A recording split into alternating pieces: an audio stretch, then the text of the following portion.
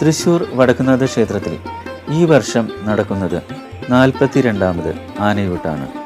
July 16-നാണ് ഈ തവണത്തെ ആനയൂട്ട്. ഈ ആനയൂട്ട് ആരംഭിച്ചതിന് പിന്നിൽ ഒരു സംഭവമുണ്ട്. അത് ഇങ്ങനെയാണ്.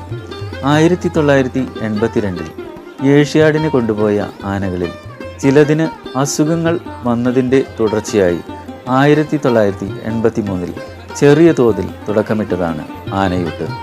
മുൻ വർഷങ്ങളിൽ തെച്ചിക്കോട്ടുകാവ് രാമേന്ദ്രൻ, എറണാകുളം ശിവകുമാർ, കുട്ടംകുളങ്ങര അർജുനൻ തുടങ്ങി കേരളത്തിലെ ഒട്ടുമിക്ക പ്രമുഖ കൊമ്പന്മാരെല്ലാം ആനയൂട്ടിൽ പങ്കെടുത്തിരുന്നു.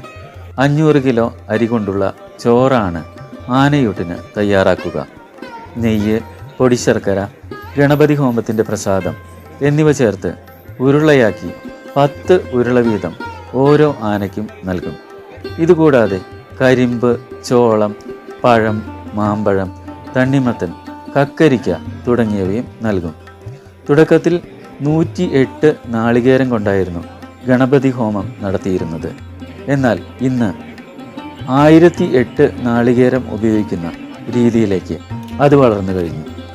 2000 കിലോ ശർക്കര, 1500 കിലോ അവിൽ, 100 കിലോ തേൻ, ഇങ്ങനെ പോകുന്നു മഹാഗണപതി ഹോമത്തിനു വേണ്ട സാധനങ്ങളുടെ പട്ടിക.